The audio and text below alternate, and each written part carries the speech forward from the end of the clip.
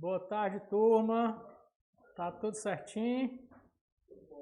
E esse... O que é que tá acontecendo na câmera?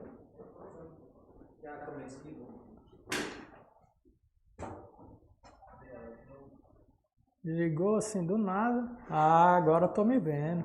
Tava sentindo falta de mim mesmo. Tem alguém online? Tá marcando aqui sem cartão de memória, é assim mesmo? Hein, David? Assim mesmo. Pessoal de casa, online, boa tarde. Pessoal que está presente aqui, boa tarde também. Vamos continuar agora o processo do trabalho. Como eu falei para vocês, como eu ministro duas disciplinas de trabalho e processo de trabalho, eu fiz alternado. Ontem à noite foi trabalho, hoje à tarde processo, hoje à noite trabalho de novo e amanhã de manhã processo.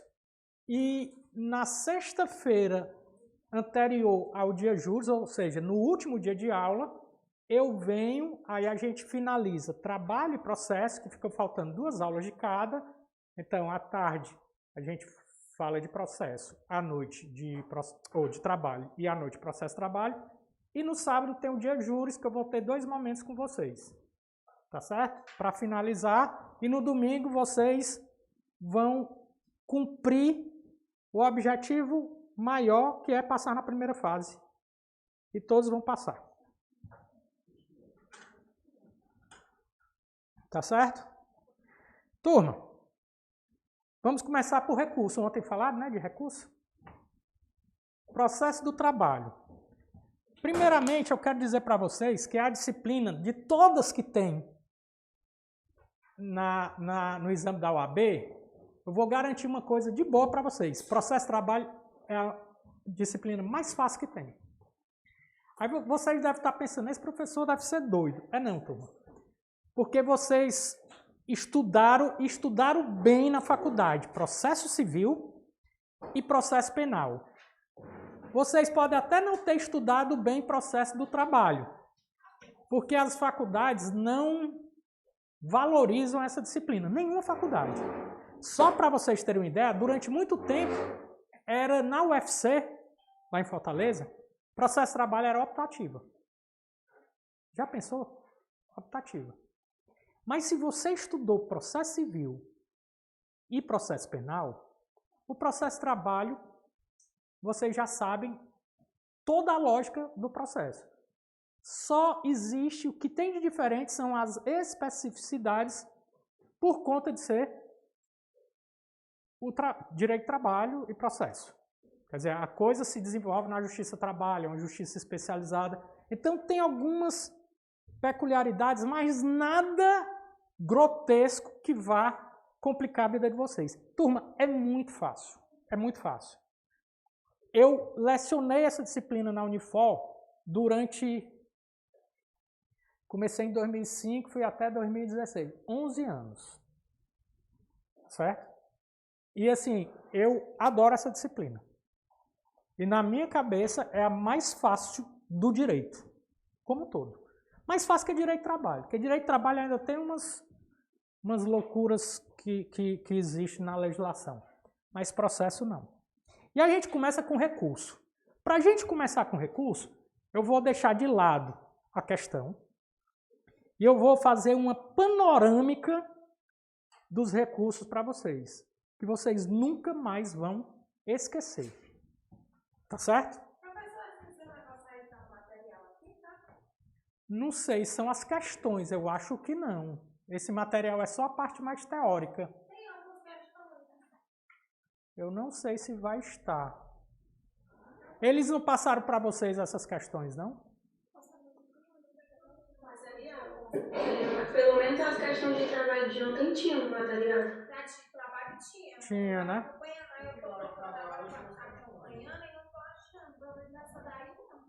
Tá certo, mas aqui é tranquilo. Tá no grupo. Vamos aqui usar o nosso quadro, que eu vou precisar do quadro, para falar algumas coisas sobre recurso trabalhista. O primeiro ponto, e assim é muito importante para vocês, é saber uma coisa. No processo do trabalho, escutem o que eu estou falando. As decisões interlocutórias, elas, em regra, são irrecorríveis de imediato. As decisões interlocutórias, em regra, são irrecorríveis de imediato. Aí você vai me perguntar, e professor, beleza, show. E o que é decisão interlocutória? É um incidente, é quando o juiz tem que resolver um incidente processual. E não, essa decisão, ela não extingue o processo, nem com, nem sem resolução de mérito. É uma decisão que ocorre no meio do processo, é um incidente processual. Tipo, vou dar um exemplo clássico. O cidadão ajuiza uma ação com pedido de uma tutela provisória, ou uma tutela de urgência. O juiz tem que resolver, antes de resolver o mérito, ele tem que resolver porque é um incidente processual. A decisão que julga o pedido de tutela de urgência ou de provisório, do jeito que você queira, ou antigamente chamava de antecipação, tutela, essa decisão, seja favorável ou não, ela é uma decisão interlocutória. No processo de trabalho, qual é o recurso que cabe da decisão interlocutória? Hein? No processo do trabalho. Eu acabei de falar, turma. Não cabe.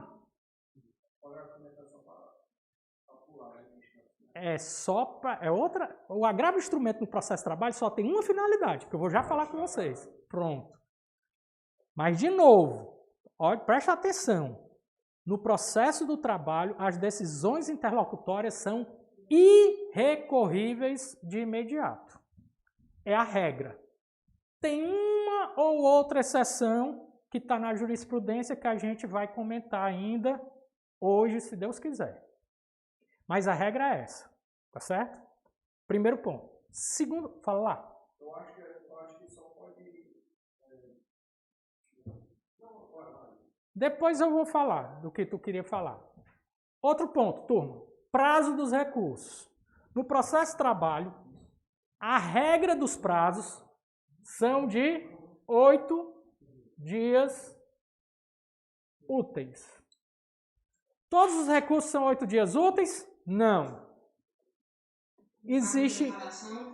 Pronto. São 5 dias, né? Os embargos de declaração e o recurso extraordinário não são 8 dias. Embargo de declaração, 5 dias, sempre úteis.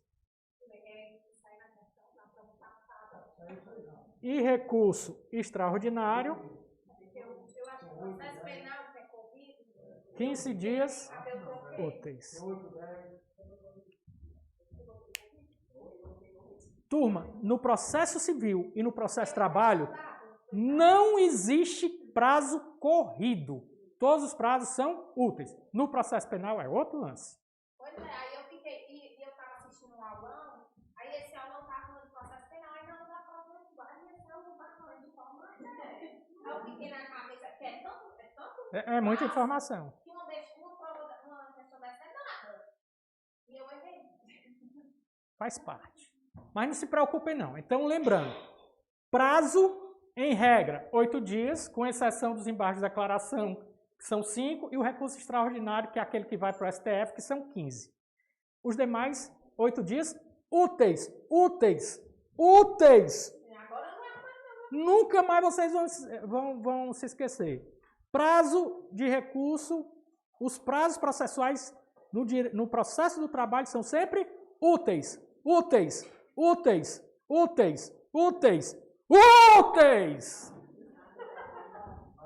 Aí você não esquece de jeito nenhum. Alguma dúvida? Alguém falou? Vamos lá. Vamos agora ver como é que funciona cada um dos recursos rapidamente. Eu vou enumerar aqui os recursos para vocês. O primeiro recurso é o recurso RO, também conhecido como resto de ontem ou recurso ordinário. Vamos lá, qual é o prazo dele? 8 dias? 8 dias úteis.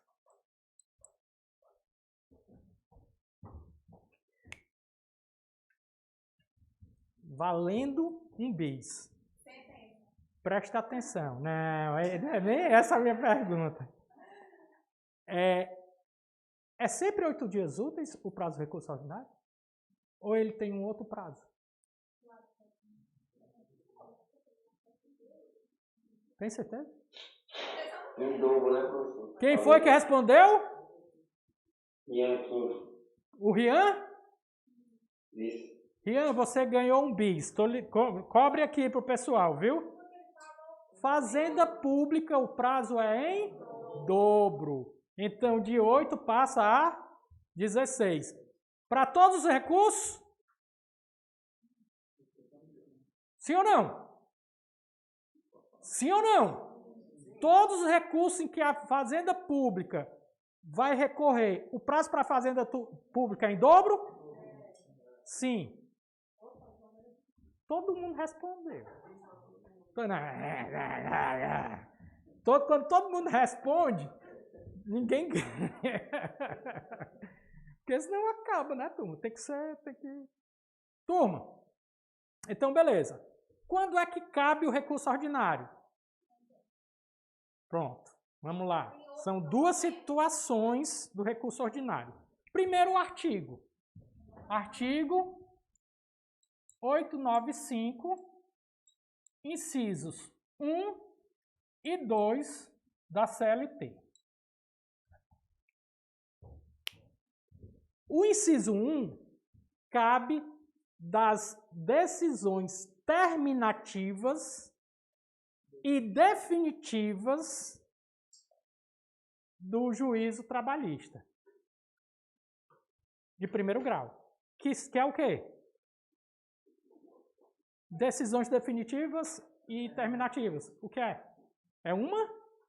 Sentença. Beleza. Não valeu bis não, viu? Quando valer agora eu vou antecipar. Mas pode responder, independente de ser bis ou não. O que é uma decisão definitiva? Com resolução de mérito. E a terminativa? Sem resolução de mérito. Então esse é o inciso 1. O inciso 2, turma, são as decisões definitivas ou terminativas do Tribunal Regional do Trabalho em sua competência originária. Professor, quando é que o Tribunal Regional do Trabalho tem competência originária? Quando ele julga mandado de segurança, ação rescisória ou outra ação que inicia no TRT. Ficou claro?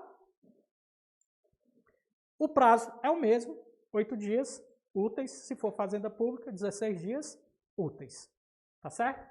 Então eu rapidamente expliquei aqui para vocês como é que funciona o recurso ordinário.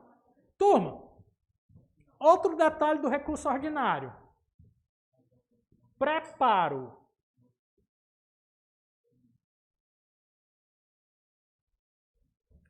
Valendo um bis, o que é o preparo? Esse preparo é aquele que não pode ser cobrado, né? Preparar o processo, né? Pagar o preparo. É o depósito recursal. É o depósito recursal e... As custas, esquece. Quem foi que respondeu? Claro. Lara, tu tá com um bis aqui que eu vou deixar e o pessoal aqui vai se virar para te entregar. Se alguém comer, vai ter que pagar do bolso. Então, o preparo são as custas e o depósito recursal. Turma, Quem tem justiça gratuita não paga custas. Depósito recursal é apenas se houver condenação pecuniária. Se perguntarem, para recorrer no processo de trabalho, a parte perdedora que foi condenada tem que fazer o preparo? Tem. Custas do depósito recursal. Se for detentor de justiça gratuita, não tem custas. Tá certo? Existe o valor? Existe, mas eles não cobram isso. O percentual das custas é 2%, tem na lei também. Dificilmente eles cobram. O que eles podem fazer é colocar uma questão dizendo que a parte foi condenada, tal, e ao recorrer não pagou as custas. Ou não pagou o preparo. Ou o depósito recursal. E aí ele pergunta, o recurso é considerado, 2 pontos, deserto. O que é um recurso deserto? É aquele que não satisfez o preparo. Ou está incompleto ou faltou. Ou pagou só custas e não pagou depósito, ou pagou só depósito e não pagou custas, ou pagou a menor e não complementou, ou não pagou de jeito nenhum. A gente diz que o recurso ele é deserto. Certo? Até aqui tudo bem, turma? Vocês lembram o que é instância a quo, instância ad quem? Eu acho que é tribunal, né? É o juiz de trabalho singular. Cuidado. Presta atenção. Vocês não erraram, mas tomem cuidado porque isso muda. O a quo e o ad quem muda. O meu colega, como é o nome do senhor? William. O William, ele disse, o a quo é do juiz singular. Em regra. Mas isso se nós estamos falando da sentença. Mas se houve um acórdão e vai subir para o TST, aí o a quo já é o TRT. Entendeu? Então, para vocês entenderem bem direitinho, é só fazer a seguinte ligação. A quo, origem. Ad quem, destino.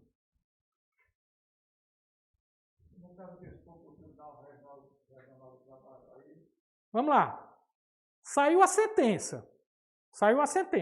O juiz de primeiro grau sentenciou. A pessoa apresenta o recurso ordinário. Qual é o juízo a qual? Qual é a origem? Vamos lá. Sentença. Saiu a sentença. A parte recorreu. Recurso ordinário. O recurso ordinário vai para o TRT.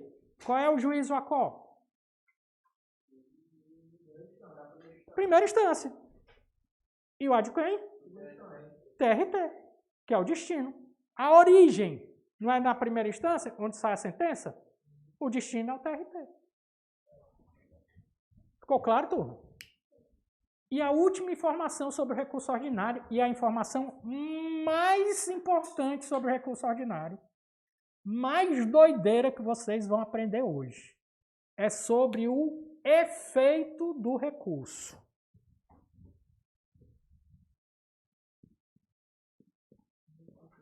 Turma, isso é teoria doideira mesmo, viu? O recurso ordinário, ele é um recurso de natureza ordinária. Por isso que o nome dele se confunde, é um recurso ordinário. Professor, o que quer dizer o recurso ordinário? Quer dizer que o tribunal que vai analisar o recurso, ele tem a possibilidade de reanalisar tudo, absolutamente tudo que foi discutido na primeira instância. Por quê? Como o recurso ordinário ele tem essa faceta, nós dizemos que ele é de natureza ordinária e que, portanto, a devolutividade ela é ampla. Vocês sabem que os recursos eles têm normalmente 2 efeitos, devolutivo e suspensivo. Os recursos trabalhistas não têm, via de regra, o recurso ou o efeito suspensivo. Ele só tem o efeito devolutivo. O que quer dizer isso? Quer dizer que quando sai a sentença, mesmo que a parte recorra, não impede que o reclamante que está ganhando a ação inicie a chamada execução provisória. Essa execução provisória, ela vai até a penhora, mas ele já antecipa um tempo da porra. Certo? Por quê? Porque não cabe efeito suspensivo no processo de trabalho. Regra: é possível um recurso ordinário no processo de trabalho ter efeito suspensivo? É. A parte tem que, no recurso, pedir o efeito suspensivo ao tribunal e o tribunal tem que conceder esse efeito suspensivo. Se ele não conceder, não tem efeito suspensivo. E ele sobe apenas com efeito devolutivo. Deixando para o lado o efeito suspensivo, o devolutivo ele se apresenta de duas formas. Efeito devolutivo em extensão e efeito devolutivo em profundidade. Extensão, profundidade. O que é o efeito devolutivo em extensão? É a matéria impugnada. O cidadão, a empresa perdeu, a sentença foi procedente, o juiz condenou a empresa a pagar férias e 13º. Só um exemplo. A empresa recorre, contestando no recurso a sentença em relação ao que ela foi condenada. Férias e 13º. Qual é a extensão do recurso? Férias e 13º. Então, o efeito devolutivo em extensão tem a ver com a matéria que ela impugnou. E o que é o efeito devolutivo em profundidade? Que para o tribunal analisar as férias e o 13º, ele pode adentrar em tudo que se discutiu no processo na primeira instância. O nome disso é efeito devolutivo em profundidade.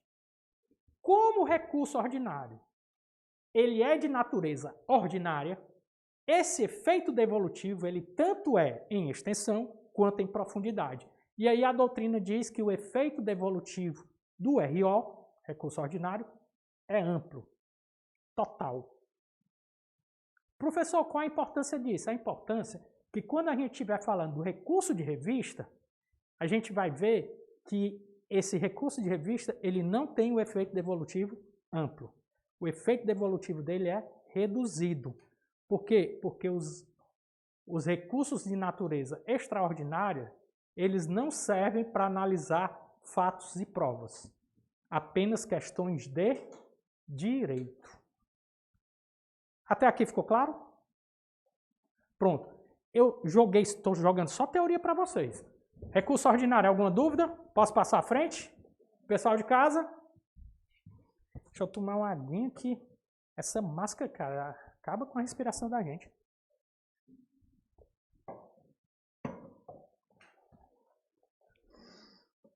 Vamos lá. Beleza, recurso ordinário.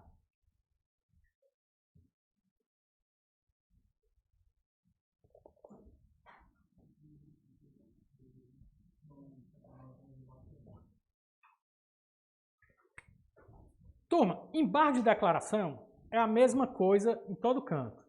5 dias ou 10 dias, interrompe o prazo para os outros recursos, é só para analisar questões formais da sentença, obscuridade, erro material, é a mesma coisa lá do processo civil, tá certo? O que é o legal aqui? São os recursos próprios trabalhistas. O próximo recurso é o RR, ou recurso de revista. Ele está previsto no artigo 896 A, B e C da CLT. Esse artigo foi extremamente modificado. Se você olhar o artigo 896, você vai se assustar. Eu não vou perder tempo aqui explicando tudo do recurso de revista, porque não interessa a vocês. Não vai ser cobrado, muito menos até na segunda fase. Eu vou explicar o básico. Qual é o prazo, turma?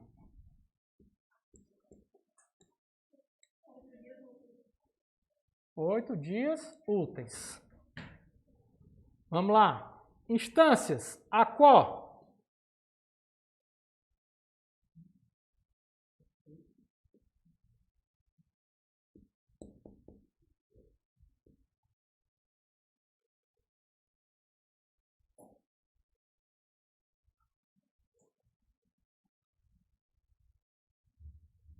Instância a qual? TRT, adquem, TST. Sempre assim. O recurso de revista é sempre assim. Ele sai do TRT para o TST. Professor, quando é que cabe? Está aqui nessas 3 alíneas aqui. A, B e C. Tá certo? Mas vamos lá. Tem preparo?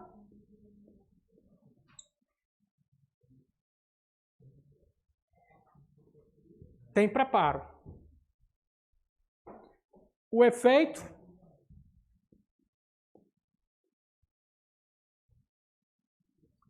é o devolutivo apenas em extensão. Não tem efeito devolutivo em profundidade, pelo que eu já acabei de falar. O recurso de revista é um recurso de natureza extraordinária. Ele está para o processo de trabalho como recurso especial está para o processo civil. É aquele recurso que vai para o STJ. É um recurso técnico, turma. O que é que esse recurso...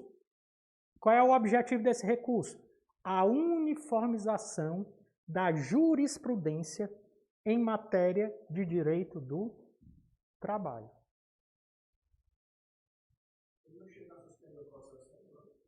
O efeito dos recursos trabalhistas são sempre devolutivo. O efeito suspensivo é exceção. Só tem efeito suspensivo se a parte pedir e o tribunal conceder. Não suspende. Não suspende de jeito nenhum.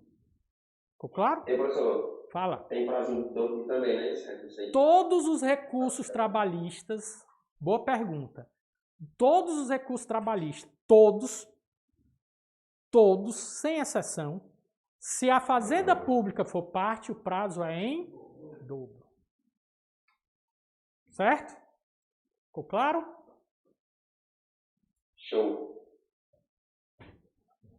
Então pronto. Turma, depois eu leio com vocês as alíneas A, B e C, porque senão a gente perde muito tempo. Eu estou fazendo essa panorâmica dos recursos, porque são muitas questões de recurso e também para vocês já terem uma boa ideia e não serem pegos de surpresa. O próximo recurso é um recurso que só tem no processo de trabalho. Recurso de embargos.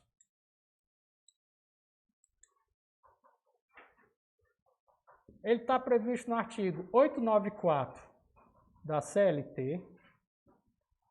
O prazo, 8 dias úteis. Mesma coisa. Tem preparo.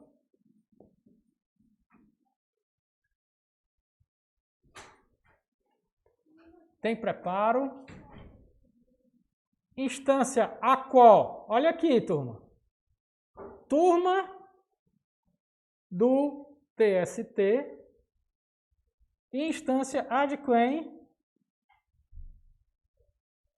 Seção de dissídios individuais do TST também. É um recurso do TST para o TST. Instância a qual? Turma. Instância adquem. Seção de dissídios individuais. Efeito, mesma coisa do recurso de revista. Devolutividade em extensão, não tem em profundidade. Porque tanto o recurso de revista quanto o recurso de embargos só analisam questões de direito. Quando é que cabe? É quando a decisão da turma estiver em divergência com a decisão sobre aquele mesmo assunto de outra turma do TST ou da seção de dissídios individuais. Por isso que alguns chamam de embargos de divergência, mas a lei chama só de recurso de embargos. Se você perguntar, professor, fala. Pode falar. Em questão de procedimentos, né? Que é também de direito. Na Justiça do Trabalho, o STJ não tem nenhuma competência, não? O STJ? Questão de procedimento da Justiça do Trabalho? Nenhuma. Só quem julga é o TST, né? Só o TST. O TST é como se fosse o STJ para o processo do trabalho. O STJ só julga conflito de competência. Só. Somente. Entre as instâncias. Não, entre as instâncias não. Quando for digamos assim, um órgão jurisdicional da Justiça do Trabalho contra um órgão jurisdicional ou da Justiça Comum ou da Justiça Federal. Se for os órgãos, ambos da Justiça do Trabalho, quem pode julgar é o TST. O TST só caberia o extraordinário, né? Tá certo? Então, pronto. Não existe STJ no processo de trabalho. Não existe. Não existe. Ficou claro, turma? Não esqueçam. STJ é só processo civil e processo penal. Processo de trabalho, a gente é especial. Direito de trabalho é um direito sui generis. Tem uma justiça própria. Qual é, fora o direito eleitoral, o direito militar? Qual é o único direito que tem a justiça própria? Trabalho. O resto tudo é justiça comum. Justiça comum estadual, justiça comum federal. Trabalho é uma justiça especial. Nós somos especiais. Nós que eu digo, pessoal da área trabalhista. Por isso que eu digo, vocês todos eu vou rogar praga para vocês. Vocês todos serão advogados trabalhistas, lisos, que nem eu. Oi. Há controvérsias, né? Em regra porque o procedimento é simples. É para ser por conta do acordo. Mas se não tiver acordo, ela entra a mesma demora do restante. Até sem advogado. Pode ser. Vamos lá, turma. Vamos para outro recurso. Agora vai começar a ficar legal.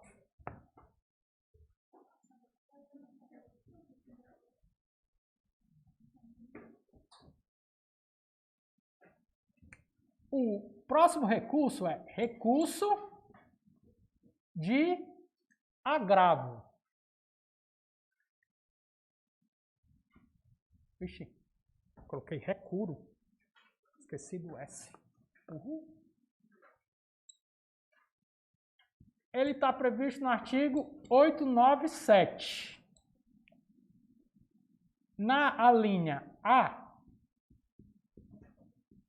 é o de petição. Na linha B, de instrumento.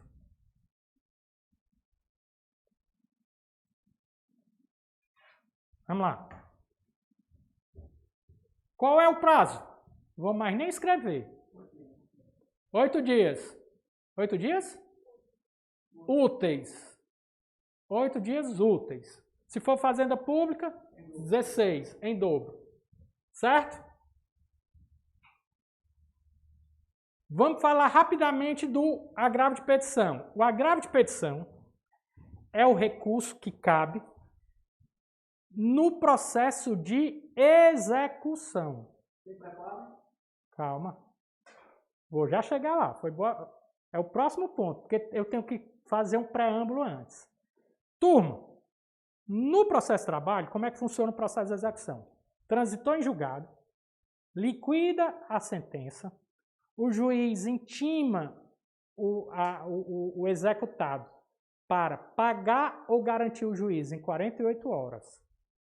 Se ele garante o juízo em 48 horas, ele passa a ter 5 dias para apresentar embargos à execução. Embargos à execução é aquela ação autônoma de impugnação na fase de execução. Ele vai discutir o valor, vai discutir a correção monetária, vai discutir prescrição intercorrente, vai discutir legitimidade, vai discutir um monte de coisa na execução. o juízo já está totalmente garantido. Tá certo? O juízo já está totalmente garantido. Da sentença dos embargos à execução é que vai caber o nosso agravo de petição. Aí a pergunta do colega, tem preparo? Apenas custas. Apenas custas, se não for detentor de justiça gratuita. Professor, por que não tem depósito recursal? Porque o juízo já está garantido. Então não tem depósito recursal. Mas tem custas, normalmente quando é a empresa que perde. Quando é o reclamante, o trabalhador, normalmente ele tem justiça gratuita. Então, teve justiça gratuita, não tem custas. Ficou claro? Instância a qual juiz de primeira instância adquém TRT. É como se fosse um recurso ordinário, só que na fase de execução. Certo? Aí você pergunta, e o efeito, turma? A devolutividade é somente a questão envolta na execução. Como é para o TRT também vai analisar aqueles fatores da execução de forma completa. Certo? Beleza. Esse é o agravo de petição. Inclusive, essa questão aqui, a resposta é agravo de petição, a gente vai já ler a questão e ver. E o agravo de instrumento? No processo de trabalho, o agravo de instrumento serve apenas e somente apenas para destrancar recurso. No juízo de admissibilidade, o juízo ACO nega seguimento ao recurso. Qual é o recurso que cabe contra essa decisão? Agravo de instrumento. Qual é o prazo? Qual é o prazo, turma? 8 dias úteis. Eu quero que vocês falem 8 dias úteis para nunca esquecer que são úteis os dias. Porque eu soube que teve muita gente que na prova passada se confundiu porque colocaram os dois prazos, um com dias corridos e outro com dias úteis. E aí deu tilt na cabeça de muita gente, como o seu caso. Então,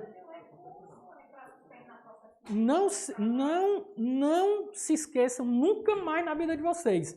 Úteis, dias úteis. Os prazos são em dias úteis.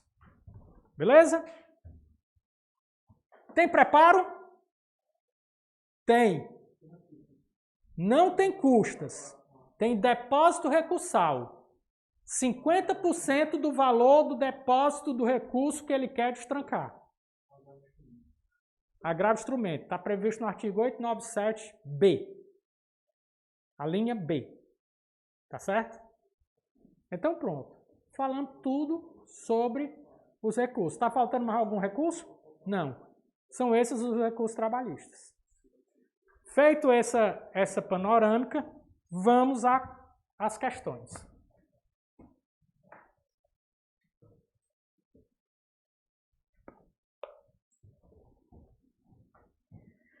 No curso de uma ação trabalhista que se encontra em fase de execução, aí, está em fase de execução, eu já tiro o quê? Vamos lá, RO? Tiro. Fase de execução. Não tem RO. Não tem RO. Posso interromper? Pode, deve. O senhor encerrou os recursos, mas eu lembro de um recurso adesivo. Recurso adesivo não é recurso. É uma forma de interposição de recurso. Ah, certo. E cabe no processo de trabalho. Tem uma súmulazinha sobre isso. Tem uma súmula sobre recurso adesivo, eu vou passar essa súmula para vocês.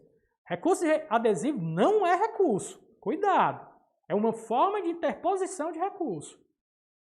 Se algum professor de processo civil, processo penal, chegar para vocês e falar, uma outra espécie de recurso é recurso adesivo.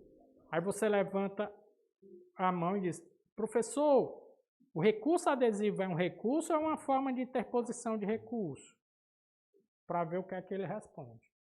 Eu não estou pedindo para vocês testarem os professores daqui, não. Viu? Os professores daqui não cometem esse erro, não. Quando você estiver fazendo cursinho, por aí afora. em outros cantos. Tá certo? Recurso adesivo, viu, meu amigo? Não é um tipo de recurso, é uma forma de interposição de recurso. Você interpõe o recurso adesivo no prazo que você tem para contrarrazoar o recurso principal. Tá certo? Mas vamos continuar aqui. No curso de uma ação trabalhista que se encontra em fase de execução de sentença, a executada, citada para pagar e garantir o juízo, apresentou exceção de presactividade.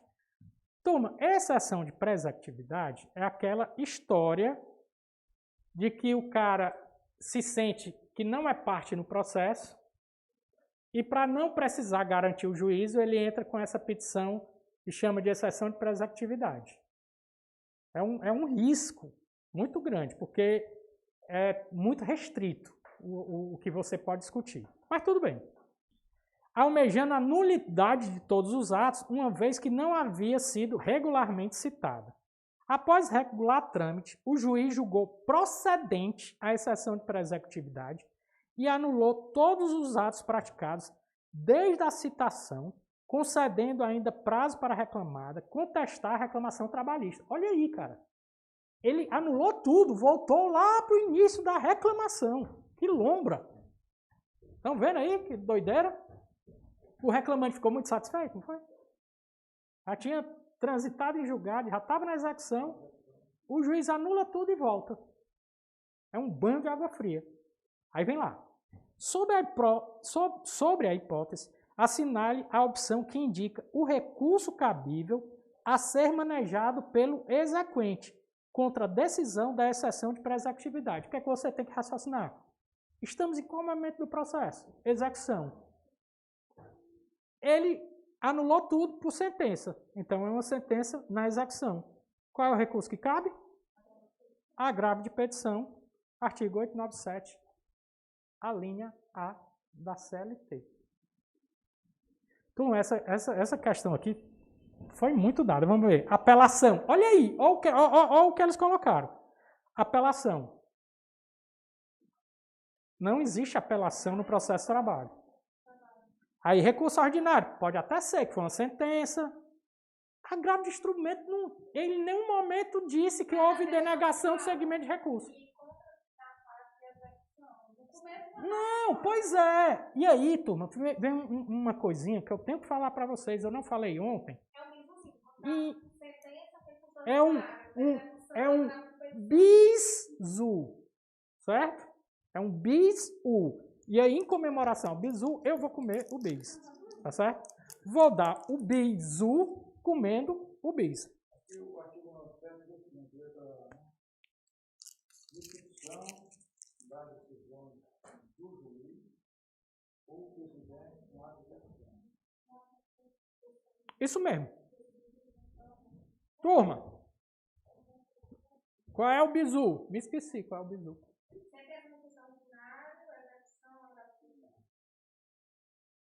Não, me esqueci. Eu fui comer o bis, esqueci do bizu. Ah, me lembrei. Cara, o grande lance dessas questões é porque quase sempre as respostas estão no enunciado. Alguém leu O Alquimista aqui, do Paulo Coelho? Você leu? Faz tempo, né? Eu também, faz muito tempo. Mas o sentido do livro eu nunca esqueci. Os detalhes realmente faz muito tempo. Mas o que é que o livro quer dizer? É spoiler, vou dar spoiler. Quem leu, leu. Quem não leu, não posso fazer nada, mas eu tenho que rolar aqui a aula. É que às vezes, turma, a felicidade está bem aqui do nosso lado. Só que a gente nunca acredita e tem que ir muito longe. Achando que vai encontrar a felicidade, que ela está muito longe, mas ela está aqui do lado. Esse é o sentido. Mesma coisa. A felicidade de vocês está bem pertinho de vocês na hora da prova. Está ali. A própria questão, na maior parte das vezes, ela lhe dá a resposta certa. Você só precisa o quê? Ler. Com calma. Sem pressa.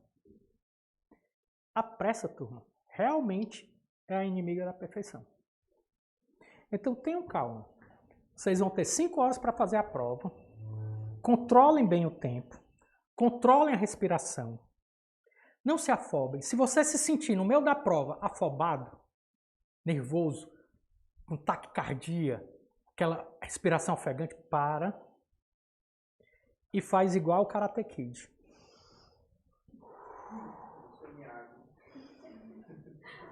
Puxa pelo nariz, solta pela boca, devagarzinho. Tá certo? Não vai precisar passar cera não aqui, né? É só a respiração. Controla a respiração. Quando você começa a controlar a sua respiração, você pode notar que você acalma. Seu coração volta a bater normal. Então, não, se você se sentir exasperado, nervoso, pelo amor de Deus, pare. Não vá, você afobado, você não vai conseguir ler nada. Você vai ler e não vai entender nada. Então, respira. Uma outra estratégia, levanta a mão, eu quero ir no banheiro. Porque no banheiro você vai lá, coloca uma aguinha no rosto, senta na privada. Não, senta na privada, não, tô brincando.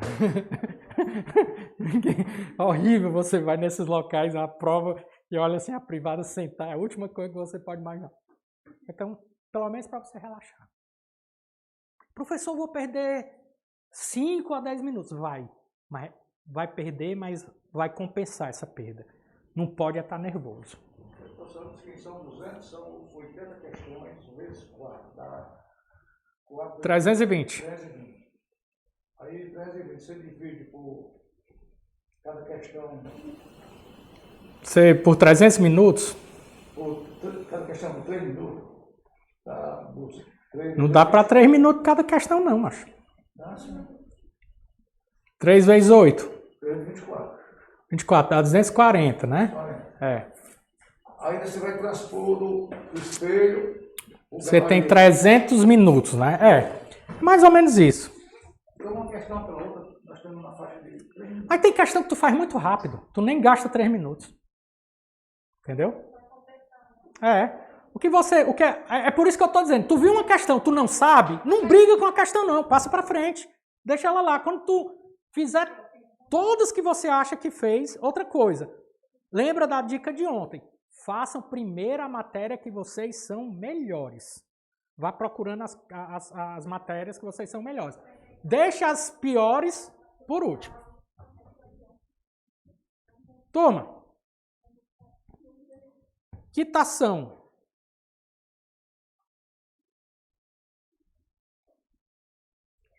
Essa questão aqui, engraçada, né? Eu acho que não era nem para estar em processo, mas eles colocaram como processo. Uma sociedade empresária consultou você como advogado para encontrar uma maneira de, periodicamente, firmar com seus empregados uma quitação de direitos, de modo a prevenir conflitos trabalhistas.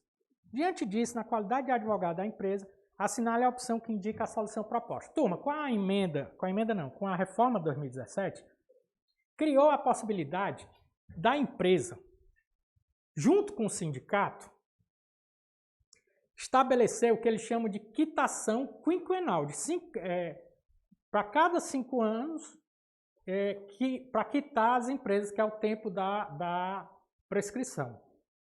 Tá certo? Isso tem que ser feito via sindicato. Ele vai e analisa se tem algum direito pendente. Então, ele quita aquele período. Desculpe, não é quinquenal não, é anual. Todo ano, o sindicato e a empresa pode fazer esse termo de quitação dos direitos trabalhistas. Mas tem algumas formulazinhas. A resposta da questão é a letra A. Poderá ser firmado termo de quitação anual de obrigações trabalhistas perante o sindicato da categoria dos empregados. Sobrou isso para o sindicato, né, meu amigo? Lembra que ontem a gente conversou que o sindicato não tem mais quase nada para fazer? É o artigo 507B da CLT. Letra B. Os termos de quitação firmados entre empregados e empregadores nada valem, apenas sendo válidos os acordos judiciais. Logo, a empresa nada pode fazer. É válido, mas desde que tenha a participação do sindicato. Por isso que a letra B está errada. poderá ser firmado termo anual de quitação de obrigações trabalhistas no sindicato profissional ou no sindicato patronal. Não, somente no sindicato dos trabalhadores. Sindicato profissional. Muito engraçado, a empresa vai lá no sindicato dela, empresa, aí diz assim, eu quero um termo de quitação dos direitos dos meus trabalhadores. No sindicato da empresa? Não, tem que ser no sindicato dos trabalhadores. E letra D, basta firmar termo de quitação anual das obrigações por mútuo consentimento. Não, tem que ter o sindicato. Tá certo? Então, resposta certa, letra A. Questão 78. Outra questão de recurso. Prolatada a sentença em uma reclamação trabalhista, o autor opõe embargos de declaração no terceiro dia, contado da publicação, e afirma que existe erro material no julgado, pois o número do processo encontra-se equivocado, assim como o nome das partes. Diante da situação retratada e dos termos da CLT, assinale a alternativa correta. Turma, qual é o lance dessa questão? Os embargos de declaração, ele visa consertar um defeito da sentença, da decisão. O que se pergunta é, a outra parte, ela deve ser intimada para contrarrazoar os embargos de declaração? Porque o que é que acontece em todos os recursos? Interposto o recurso, o que é que o juiz faz, ou o tribunal, notifica a outra parte para contrarrazoar o recurso. Que princípio é esse? Contraditório. O colega aqui respondeu primeiro. Ele só gosta de cachaça. Não, estou brincando. Princípio do contraditório. É isso mesmo. Pois bem, essa é a regra. Porém, turma, nos embargos de declaração, há entendimento que não necessariamente a outra parte precisará receber vistas para contrarrazoar. Ou seja, não é não é uma condição sine qua non. E aí, eu queria, se alguém tiver a CLT, olhar o artigo 897-A, mas eu vou ler aqui, para todo mundo ouvir. 897-A, parágrafo 1º. 897. Eu vou ler o caput. Caberão embargos de declaração da sentença ou acórdão no prazo de 5 dias, devendo seu julgamento ocorrer na primeira audiência ou sessão subsequente à sua apresentação, registrado na certidão, admitido efeito modificativo da decisão nos casos de omissão e contradição no julgado e manifesto equívoco no exame dos pressupostos extrínsecos do recurso. O parágrafo 1º diz o seguinte: os erros materiais poderão ser corrigidos de ofício ou a requerimento de qualquer das partes. Foi o caso da questão. Trata-se de mero erro material. O que é um erro material? Número errado, nome das partes errado. Altera o conteúdo da sentença? Não. É um erro besta.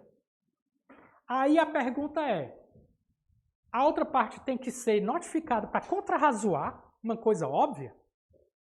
Resposta, não. Por quê? Porque o parágrafo 1º do artigo 897-A diz que, em caso de erro material, o juiz de ofício pode corrigir. Se ele pode corrigir de ofício, ele não precisa dar vistas à outra parte. Por isso que a resposta certa é a letra A. O juiz não precisará dar vistas dos embargos à parte contrária diante da natureza do erro. Vamos ver as outras. A lei é omissa a respeito. Daí porque o juiz usará da equidade para ver se é o caso de conferir vistas à parte adversa. Turma, quando vocês lerem um item com esse grau de complexidade, pode ter certeza, a banca inventou. Pode ter certeza. Dificilmente uma coisa tão que eu costumo chamar fantasmagórica, vai ser a resposta certa. A lei é omissa a respeito, daí porque o juiz usará da equidade para ver se é o caso de conferir, para ver se é o caso, olha aí a loucura, de conferir vistas a parte adversa.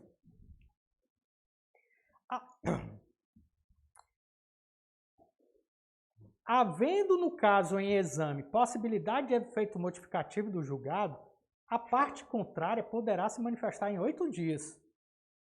Olha como esse item está totalmente errado. Qual é o prazo dos embargos? 5. Se a outra parte tivesse que se manifestar, ela teria quantos dias para se manifestar? 5. Turma, se o prazo do recurso é 8, contra razões, 8. Se o prazo é 5, contra razões, 5. Então, nunca poderia ser essa a resposta. Nunca. Independente do recurso e seu efeito perante o julgado, é direito da parte contrária se manifestar sobre os embargos em 10 dias. É fazenda pública? Não. Quer dizer, presta atenção, ó. A letra C e D, você já excluiria de pronto. A letra B, o cara viajou na maionese. Quando eu leio uma questão, um item desse, eu penso assim, o cara que fez a questão estava drogado. Estava drogado. Eu tenho certeza que ele estava drogado. Então, vamos supor que você não soubesse nada. Pela lógica, só ia sobrar a letra A para você marcar. Professor, é muito fácil se eu falar agora, né? Que a prova já passou há não sei quanto tempo. Aqui tudo é muito fácil. Não, turma, não é aqui que é muito fácil, não. No dia da prova, vocês vão achar muito fácil. Por que vocês vão achar muito fácil? Porque vocês vão estar preparados. E aí vem o grande segredo da felicidade. Não existe prova difícil, não existe prova fácil. O que existe é o cidadão preparado ou não preparado. Para o não preparado, a prova sempre vai ser difícil. Para o preparado, a prova sempre vai ser fácil. É aquela história, pô, professor, teve uma questão que estava muito fácil. Qual? Aí eu vou ver, não, mas estava não.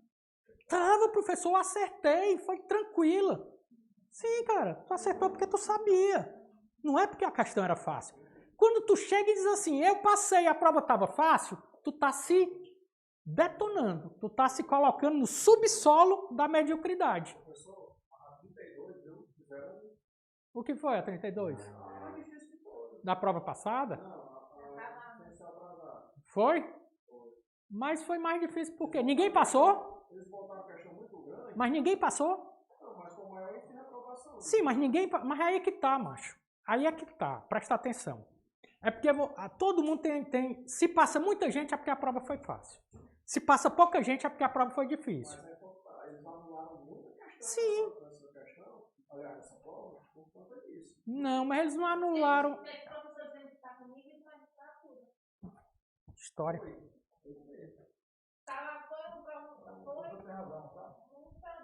Eu acho isso anticientífico. Eu sou bem sincero com vocês.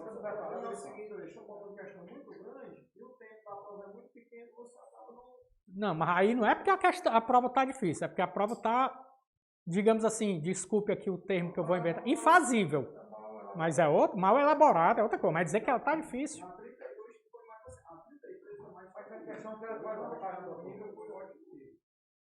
Cara, mas é isso que tá. Presta atenção. Olha, vamos ser lógicos. Tu diz, a 32 estava difícil. Quando o cara diz, a 32 estava difícil, eu pergunto logo, ninguém passou? Cara, se teve gente que conseguiu passar, o cara que conseguiu passar é extraordinário? É um alienígena? Não, cara.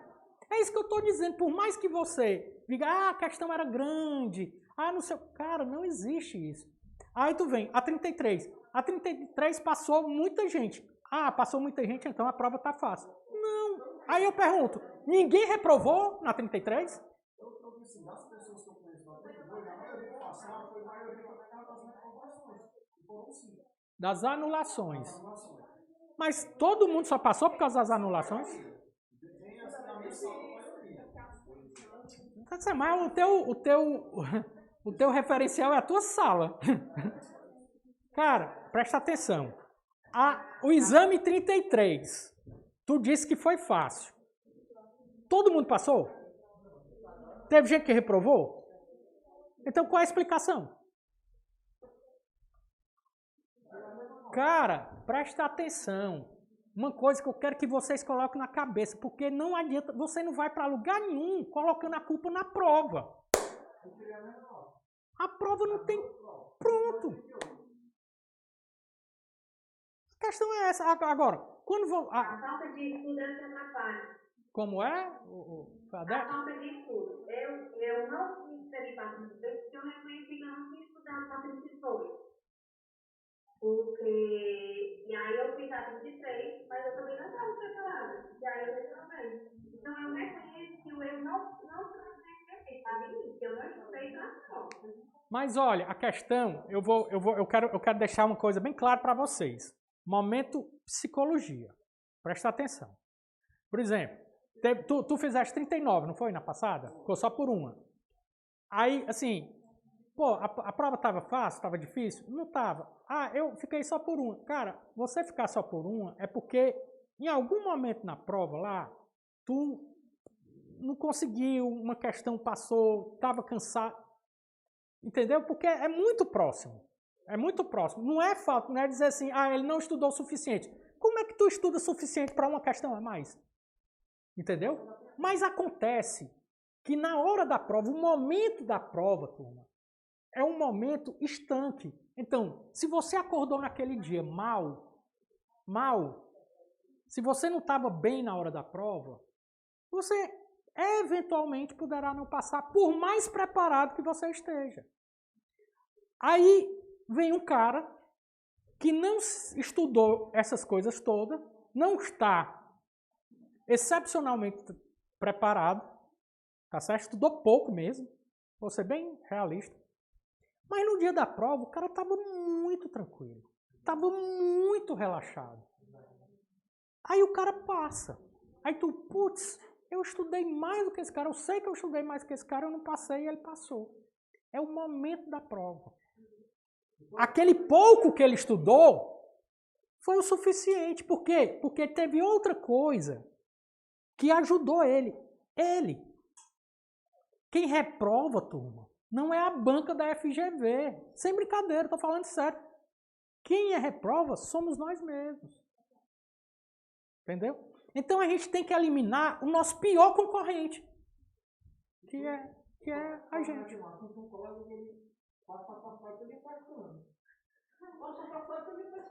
Sim.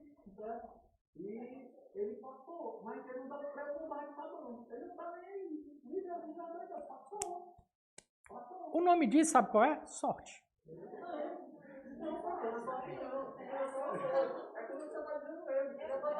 Não! Por que eu digo que é sorte? Porque tem gente que passa, eu vou ser bem sincero, o cara tá tão relaxado, sei o que, ele chega assim, eu acho que é essa, passa. E vai fazendo, daqui a pouco o cara consegue as 40. Mas eu estudei muito tempo. Na 33 eu quase não estudei, eu já estava desistindo lá da outra. E tirei a nota maior do que a 33. Oi? Tirei a nota maior do que a 33. Aliás, 33 eu tirei a nota maior sem estudar muito. E qual é a explicação que tu tem para isso?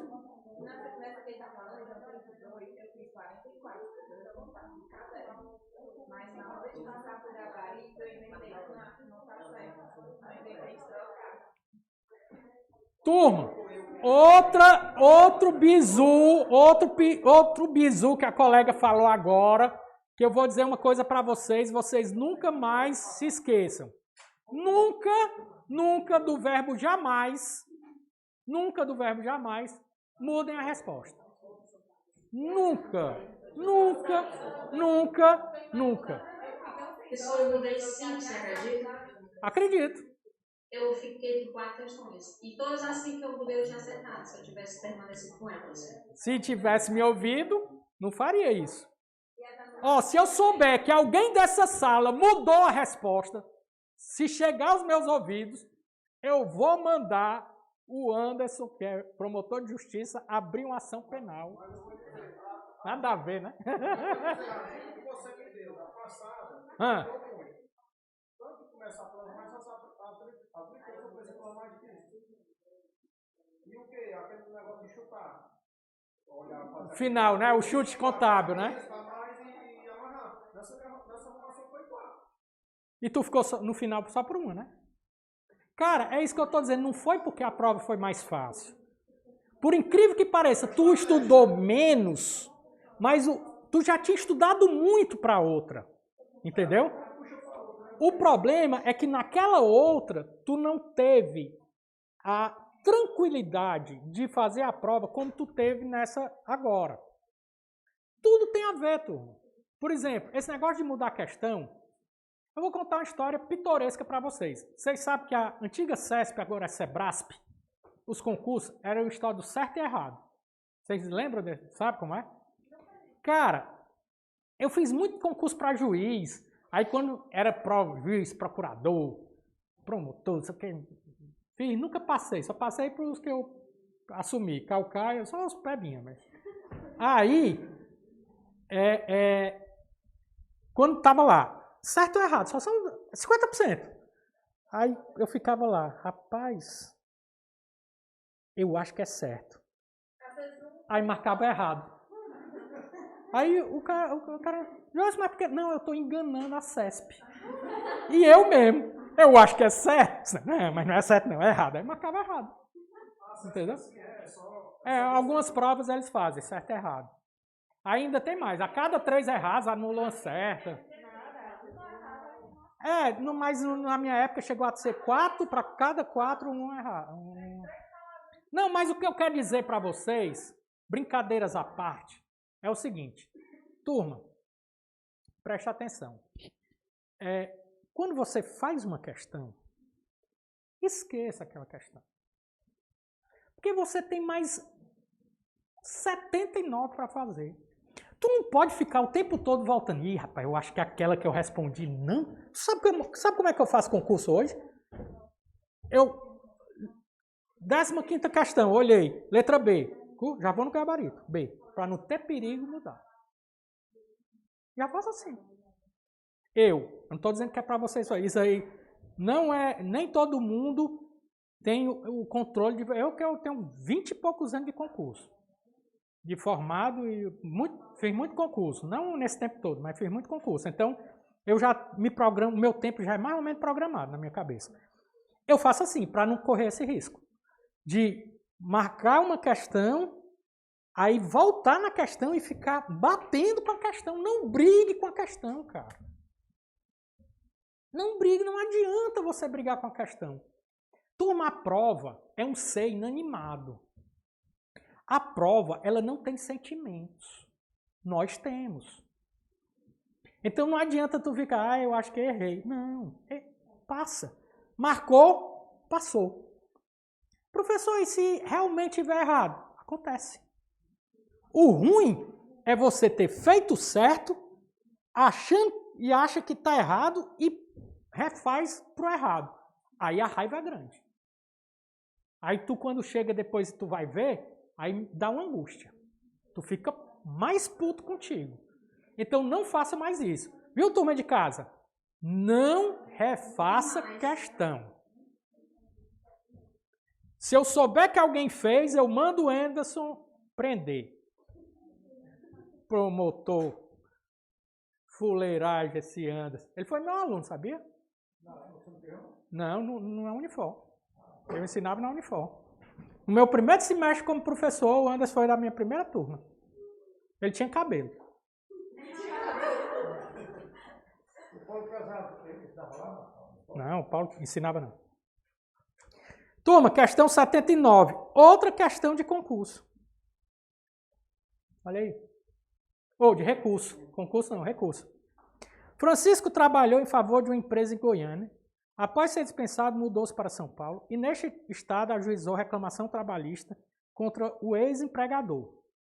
Este, após citado em Goiânia, apresentou petição de exceção de incompetência territorial logo no segundo dia.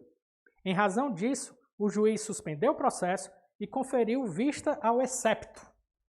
Em seguida, proferiu decisão acolhendo a exceção e determinando a remessa dos autos ao juízo distribuidor de Goiânia, local onde os serviços de Francisco foram prestados e que, no entendimento do magistrado, seria o juízo competente para julgar a reclamação trabalhista. Diante da situação retratada e do entendimento consolidado do TST, assinale a alternativa correta. A resposta está na súmula. Vamos deixar aqui e eu quero conversar com vocês sobre competência da Justiça do Trabalho. Primeiro, sobre competência. A competência ela pode ser absoluta ou relativa. As competências absolutas podem ser declaradas de ofício e não precluem. Tudo aquilo que é absoluto pode ser declarado de ofício e não preclui. Vocês sabem o que é preclusão, sabe? Sabe? Eu já falo. Tá certo? Primeiro eu tenho que falar de competência. Já as competências relativas, elas não podem ser declaradas de ofício, a parte tem que declarar, e elas estão sujeitas à preclusão. É o contrário. Perde o tempo, isso mesmo. A competência em razão do local, do lugar ou do território, ela é uma competência relativa. Então, existe todo um procedimento na lei, na CLT, para alegar a incompetência em razão do lugar. E se faz por meio de exceção. Exceção de incompetência em relação ao lugar. Tá certo? É um procedimentozinho próprio. A parte apresenta a exceção, o juiz suspende o processo, dá vistas à outra parte para se defender da exceção e julga dizendo se é territorialmente competente ou não. No caso aqui, ele disse que não era. Ele concordou e mandou os autos para Goiânia, que seria o local competente. São Paulo é um tribunal regional. Em Goiânia, Goiás é outro tribunal regional. Então ele mandou para outro tribunal. E aí vem o grande lance. Turma, essa decisão, ela é uma decisão definitiva, é uma decisão terminativa ou é uma decisão interlocutória?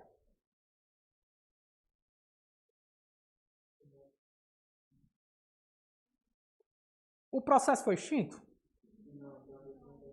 Então, ele aparenta ser uma decisão interlocutória. Qual é o recurso que cabe? Tu tá vendo aqui, né? Mas eu estou perguntando, da decisão interlocutória no processo de trabalho, cabe qual recurso? Agravo de extinção. Tem certeza? Não cabe recurso.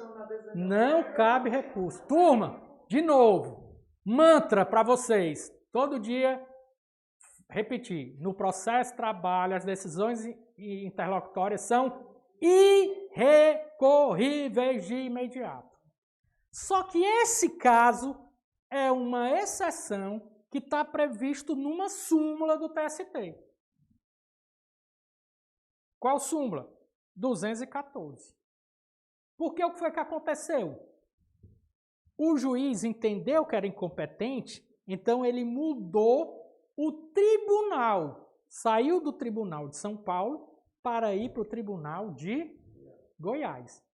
Neste caso, o TST entende que essa decisão interlocutória não é propriamente uma decisão interlocutória.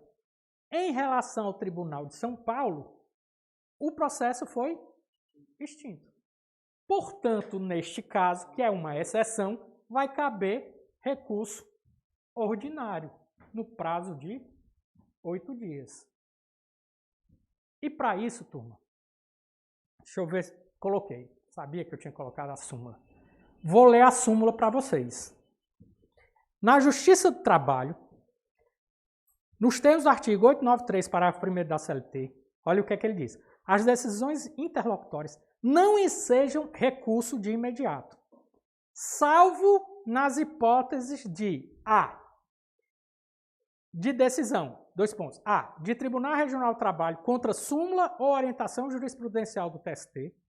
B. suscetível de impugnação mediante recurso para o mesmo tribunal. E C, que acolhe exceção de competência territorial com a remessa dos autos para tribunal regional distinto daquele a que se vincula o juízo excepcionado, consoante o disposto no artigo 799, parágrafo 2º. No caso, estava em São Paulo, ele mandou para Goiás, então mudou o TRT. Se mudou o TRT, vai caber recurso ordinário neste caso. Por isso que a resposta é letra B. Francisco poderá interpor de imediato recurso ordinário no prazo de 8 dias, súmula 214, item C, viu? Eu errei aqui, desculpe. É o C. Turma, é uma exceção. Essa súmula, uma opinião de amigo, leiam ela.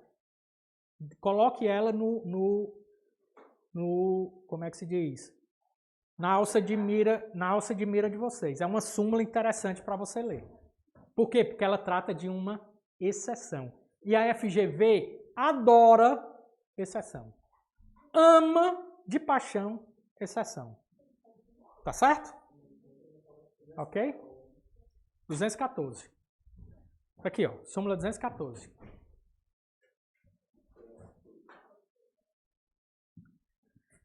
Rapaz, hoje esse bicho aqui tá acabando com o meu fôlego, como se diz. Ó, falamos ontem sobre inquérito judicial para apuração de falta grave. Lembra do cidadão que tem estabilidade forte, dirigente sindical? Não foi isso? Falamos ou não falamos? Meu amigo, falta quanto tempo para o intervalo? 4 minutos? Eu vou dar uma pausa, não na aula, não vou falar dessa questão não. Vamos para o intervalo, a gente fala, mas vamos conversar agora sobre a história das provas. Revisar os bizus. E aí eu quero deixar bem claro para vocês 2 coisas. Primeiro, leiam a questão com calma. A leitura é essencial, turma. Se você estiver cansado, se ler rápido, vai passar em branco. Você vai se ferrar. Tenha calma. Você melhorou muito de uma prova para outra, não foi? Lembra o que eu disse? No domingo, no dia da prova, domingo de manhã, o que é que você tem que fazer? Aí, cara, estudar. Não. A última coisa que você deve fazer no domingo de manhã, no dia da prova, é estudar. O que você deve fazer no domingo de manhã, no dia da prova, é tudo aquilo que lhe faz bem, tudo que lhe deixa bem, tudo que lhe tranquiliza. Meu amigo aqui gosta de tomar uma lapadazinha de Colonial 160. Lhe acalma. Tome, não exagere. Oi? Ouvindo Reginaldo, que seja. Ah, professor, eu gosto de jogar videogame. Jogue de manhã, tome cuidado para não se atrasar na hora da prova. Eu gosto de dormir. Durma também, tome cuidado. Tem um colega de vocês que passou agora na segunda fase, ele foi aluno aqui nosso, a segunda fase, o Arthur, ele está fazendo gastronomia aqui na Uninter, ele adora cozinhar. Aí ele disse que no dia ele fez um macarrão lá, passou a manhã cozinhando. É uma coisa que faz bem para ele. Então faça, turma. Que é bom para você, é um momento do relaxamento. Você já estudou tudo, não adianta naquele momentozinho achar que vai descobrir a resolução das questões, não. É manter a calma, é relaxar, é estar bem. Professor, eu gosto de rezar. Reze. Eu gosto de ler um livro. Leia. Eu gosto de fazer palavra cruzada. Faça. Não vá fazer o que você não gosta. Entendeu? Ah, eu gosto de assistir uma série. Assista. Tá certo? Eu gosto de namorar. Namore. Tome cuidado para não se atrasar. Então, você pode fazer tudo só tomando cuidado para não se atrasar. Não adianta ficar desesperado. Porque a prova, turma, não está nem aí para vocês. Você vai chegar lá louco, suando frio, aí a prova lá está dentro daquele saco velho que o cara mostra lá para vocês, aí ele abre, vai pegando, né? Toma aí a sua prova. Aí tu vai olhar para a prova e tu vai conseguir se comunicar com a prova? Não. A prova não está nem aí. Está lá. Não brigue com a prova. Use a prova como seu aliado e não como seu inimigo. Ela não é sua inimiga. Ficou claro? Vamos fazer um intervalozinho agora. Viu, turma de casa? Já já a gente retorna.